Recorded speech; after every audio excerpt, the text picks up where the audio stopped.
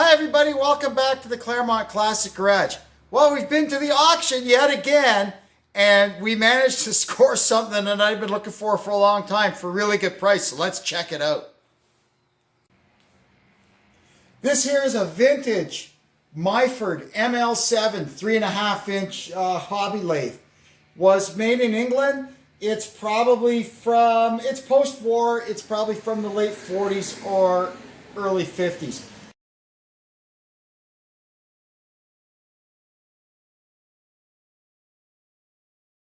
Somewhere on this thing there is a serial number, so we'll get that serial number and look it up on the Myford website and see what year it actually is.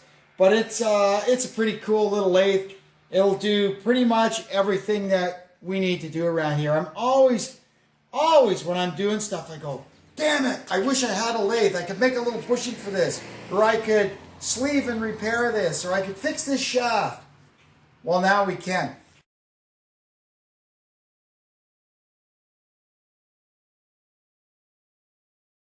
And this thing it's pretty well equipped. You can see here it's got a 3-jaw chuck on it, and it's got a center in the tailstock. It also came with a 4-jaw chuck, although it looks a little large. But anyway, we'll see what we can do with that. And this book of lathe. Anyway, there's also this toolbox full of goodies. So let's go through that and see what we've got. So let's see what's in here. Whether any of this stuff is actually for this machine, I don't even have any clue. But let's see. So we've got a drive plate. Another drive plate. That looks like some kind of a clutch thing, doesn't it? Interesting. I do have the manual for it, so we can actually go in there and find out what a lot of this stuff is. Like that. Oh, I know what that is. That's a knurler. We can do knurling. Little drill index. That's nice. An extra set of jaws for the 3-jaw chuck. This and this have something to do with the tool rest.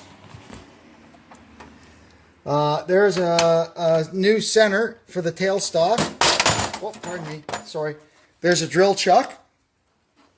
This is what we call, it's like a steady. So if you're turning a long shaft, you can put that on to steady it.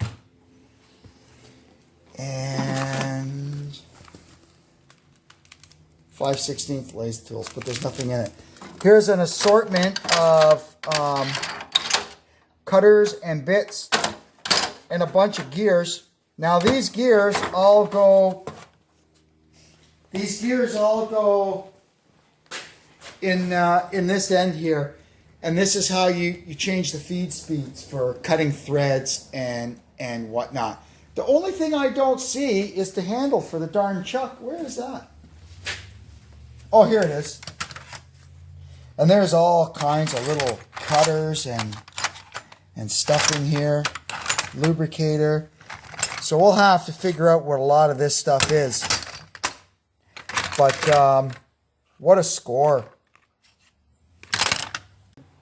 All right, so I have absolutely no idea what I'm doing, but I ran a lathe a little bit when I was in grade 9 in high school. So I've put in a tool that I think is okay for this, and I just put this old bolt in the chuck, and I have no idea if it's going the right speed or anything, but I just got to make some chips, and then I'm going to read the manual and learn about cutters and stuff and cutting speeds and see what I'm doing. But I just have to make some chips. So we turn it on. This here is the clutch. There we go. Now I want to see if the feed seems to be shut off, which is fine. We're not going to worry about the feed.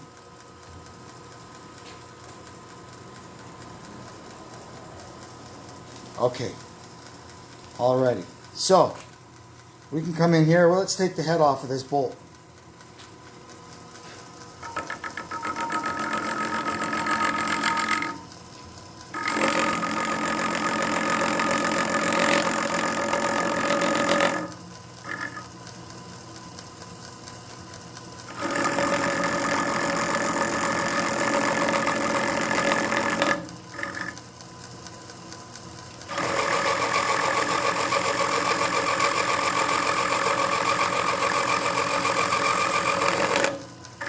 Up until this moment, you cannot believe the excruciation that I would go through if I had to make something like this. I would be screwing around with grinders and files, and I think I might have took a little too much on that part.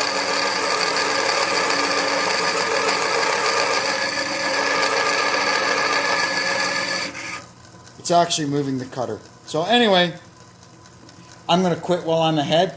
But there you have it. We can turn metal and make stuff. And before I make any more attempts at being a machinist, I'm going to figure out what the hell I'm doing. So anyway, that's a pretty cool score. And like I said, we'll learn how to use this thing. And it's going to go a long way toward helping us get our little projects and stuff done around here. Anyway, thanks for tuning in and checking out my new treasure with me. And until we meet again, this is Kevin checking out from the Claremont Classic Garage. So long!